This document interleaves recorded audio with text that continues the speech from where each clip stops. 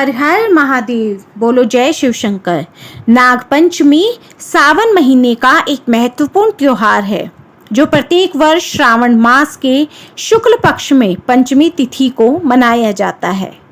कई जगह इसे भैया पंचमी भी कहते हैं। इस दिन स्त्रियां नाग देवता की पूजा करती हैं तो कई जगह इस दिन सांपों को दूध पिलाने की परंपरा निभाई जाती है। कहते हैं इस दिन सांपों को अर्पित किया गया कोई भी पूजन सीधे नाग देवता तक पहुंच जाता है। हिंदू धर्म में सांपों को बेहद पूजनीय माना जाता है। अब हम जानेंगे कि इस वर्ष नागपंचमी कब है, इसका शुभ मुहूर्त क्या है और पौराणिक कथा क्या है।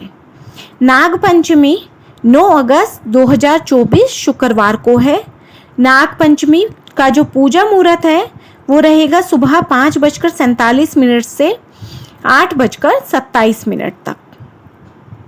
अब हम जानेंगे नागपंचमी से जुड़ी हुई कथा। नागपंचमी की कथा के अनुसार प्राचीन काल में एक सेठ जी के 7 पुत्र हुआ करते थे। सातों का विवाह हो गया था। उन पुत्रों में सबसे छोटे पुत्र की पत्नी श्रेष्ठ चरित्र की और सुशील थी, लेकिन उसका कोई भाई नहीं था। एक दिन बड़ी बहू ने घर लीपने के लिए पीली मिट्टी लाने के लिए सभी बहुओं को साथ चलने के लिए कहा, जिनके बाद सभी डलियां और खुरपी लेकर मिट्टी खोदने चल दी। तभी अचानक से वहां पर एक सर्प निकला जिसे बड़ी बहू खुरपी से मारने लगी, लेकिन छोटी बहू ने उसे रोक दिया। कहा, इसे मत मारो, यह बेचारा तो निरपराध है। यह सुनकर बड़ी बहू ने उस सांप को जाने दिया। तब सर्प एक ओर जाकर के बैठ गया। तब छोटी बहू ने सांप से कहा कि हम अभी लौट कर आते हैं, तुम यहाँ से मत जाना। इतना कहकर छोटी बहू सभी के साथ मिट्टी लेकर घर चली गई और वहां जाकर कामकाज में फंस गई, जिसके चलते उसने जो सर्प से वादा किया था वह भूल गई। छोटी बहू को दूसरे दिन की बात याद आई कि उसने तो सांप को रुकने के लिए कहा था। वो तुरंत ही जंगल की तरफ चल दी। उसने देखा कि सर्प उस स्थान पर अभी भी बैठा हुआ है। वो बोली, सर्प भैया नमस्कार। सर्प ने कहा, तूने मुझे भैया कहा है इसलिए तुझे छोड़ देता हूँ, नहीं तो झूठी बात कहने पर तो तुझे मैं डस लेता। वह बोली, भैया मुझसे बड़ी भूल हो गई, उसके लिए मैं दिल से क्षमा मांगती हूँ। तब सांप ने कहा कि अच्छा, तू आज से मेरी बहन है और मैं तेरा भैया, तुझे जो मांगना है मांग ले। वह बोली, मेरे पास एक भाई की ही कमी है जो तुमने पूरी कर दी। ऐसा कहकर वह घर को लौट गई। कुछ दिन बीत जाने पर वह सर्प मनुष्य का रूप लेकर उसके घर पहुंचा और बोला कि मेरी बहन को भेज दो। सब बहुएं उस लड़के को देखकर हैरान हो गईं, क्योंकि वो जानती थी कि छोटी बहू का तो कोई भाई नहीं है। तब वो बोला, मैं दूर के रिश्ते का भाई हूँ, बचपन में ही बाहर चला गया था। उसके ऐसा कहने पर घर के लोगों ने छोटी को उसके साथ भेज दिया। लड़के ने मार्ग में बताया कि मैं वही सर्प हूँ, इसलिए तू डरना नहीं। जहाँ भी तुझे चलने में कठिनाई हो वहाँ मेरी पूंछ पकड़ लेना। इस प्रकार छोटी बहू उसके घर पहुँच गई। वहाँ के धन ऐश्वर्य को देखकर वह हैरान रह गई। एक दिन सर्प की माता ने छोटी बहू से कहा कि मैं कुछ काम के लिए बाहर जा रही हूँ, तू अपने भाई को ठंडा दूध पिला देना। उसे ठंडा दूध वाली बात ध्यान न रही और उसने उसे गर्म दूध पिला दिया, जिससे सांप का मुंह जल गया। यह देखकर सर्प की माता बहुत क्रोधित हुई, लेकिन सर्प के समझाने पर चुप हो गई। तब सांप ने कहा कि अब बहन को उसके घर भेज देना चाहिए। तब सांप और उसके पिता ने बहन को बहुत सारा सोना, चांदी, जावरात, वस्त्र आदि देकर उसे विदा किया। छोटी बहू के पास इतना ढेर सारा धन देखकर बड़ी बहू ने जलनवश कहा कि तेरा भाई तो बड़ा धनवान है, तुझे तो उससे और भी धन लाना चाहिए था। सर्प ने जब यह सुना तो उसने सब वस्तुएं सोने की लाकर दे दी।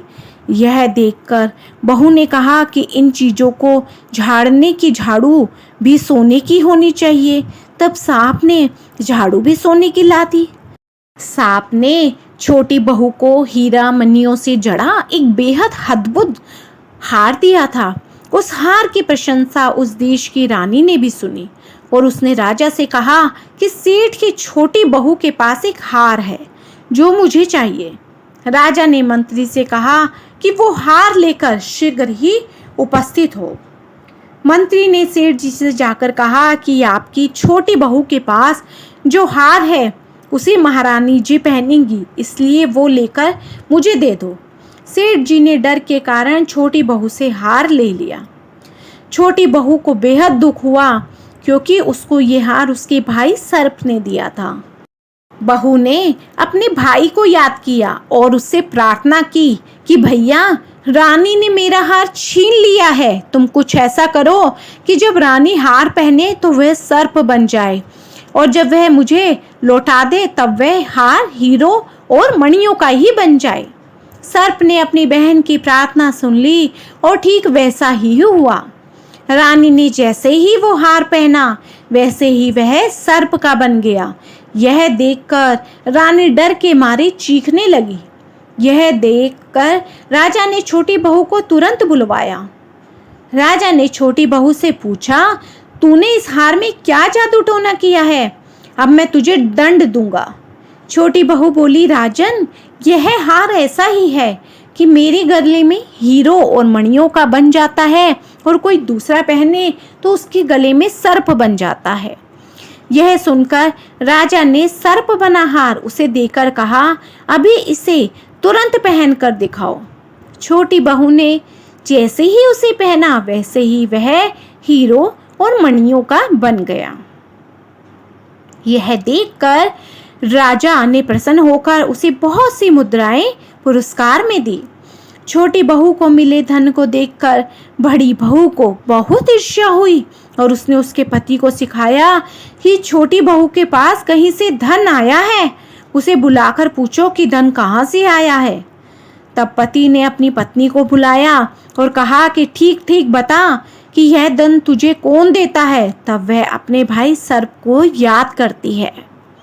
तब उसी समय उसका भाई प्रकट हो गया और कहने लगा कि यदि कोई मेरी धर्म बहन के आचरण पर संदेह प्रकट करेगा तो मैं उसे तुरंत ही खा लूँगा। यह सुनकर छोटी बहू का पति बहुत प्रसन्न हुआ और उसने अपनी पत्नी के भाई सर्प का बड़ा सत्कार किया। कहते हैं उसी दिन से नाग पंचमी का त्योहार मनाया जाने लगा और स्त्रियां सर्प को भाई मानकर उनकी पूजा करने लगी। एक अन्य कथा के अनुसार समुद्र मंथन के दौरान नागों ने अपनी माता की बात नहीं मानी थी, जिसकी वजह से उन्हें श्राप मिला था। नागों को कहा गया था कि वो जन्मेजय के यज्ञ में जलकर भस्म हो जाएंगे, जिसके बाद महाभारत काल में जन्मेजय के नाग यज्ञ के दौरान बड़े बड़े विकराल नाग अग्नि में आकर जलने लगे। घबराए हुए नाग ब्रह्मा जी की शरण में पहुंच गए और उनसे मदद मांगने लगे। तब ब्रह्मा जी ने कहा कि नाग वंश में महात्मा जरत्कारु के पुत्र आस्तिक सभी नागों की रक्षा करेंगे। ब्रह्मा जी ने यह उपाय पंचमी तिथि को ही बताया था।